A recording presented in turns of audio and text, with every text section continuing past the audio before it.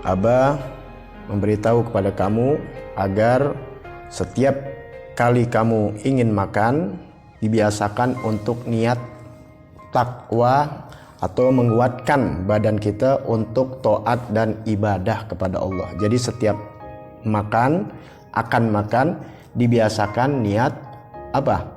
Untuk menguatkan makanan ini kepada ibadah dan taat kepada Allah. Dan jangan lupa ketika akan makan dibiasakan yaitu mencuci tangan sebelum dan sesudah makan. Karena dalam hadis Nabi Muhammad SAW mengatakan al-wudu ay ghuslul kaffain qabla ta'am yanfil faqra wa ba'dahu yanfil lamam ay yakni al-junun au tarafan minhu.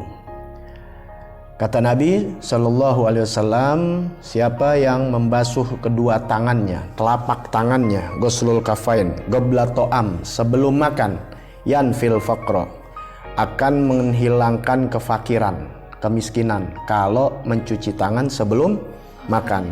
Dan sesudah makan, kata Nabi, yanfil lamam, yaitu menghilangkan lamam. Apa lamam? Yakni al-junun, yaitu gila, ya, rada-rada.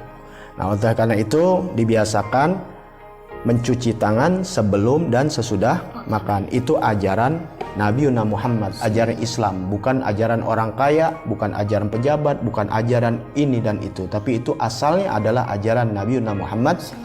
Jadi orang Islam jangan jorok langsung makan. Kalau sakit yang salah orangnya, karena Islam mengajarkan cuci tangan sesudah, sebelum dan sesudah. Bagaimana cara mencuci tangannya? Ya, dibiasakan ketika mencuci tangan jangan di air kobokan begini. Orang kebanyakan pakai kobokan. Ya, baik dari pakai baskom, pakai mangkok, kobok. Kalau tangannya bersih, kalau tangannya kotor, apalagi yang mengandung ada najis, maka air ini jadi mutanajis.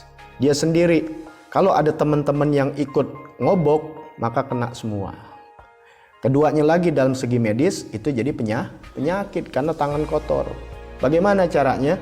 Yaitu seperti kakek-kakek kita ngajarin datuk-datuk kita sampai Nabi SAW ketika cuci tangan, dibiasakan di wastafel atau di keran air yang mengalir. Kalau enggak, dibiasakan seperti kita, kakek-kakek kita, yaitu dengan air. Ambil tanganmu, nah dicuci begini, tuh, yang bersih semua jari-jari kita, ya, sampai bersih. Kalau nggak ada teko, boleh dengan air mineral. Nah itulah ya adab kita sebelum makan. Nanti ya, Abah akan memberitahu bagaimana adab ketika makan. Itu saja. Ya, nanti kita akan lanjutkan lagi.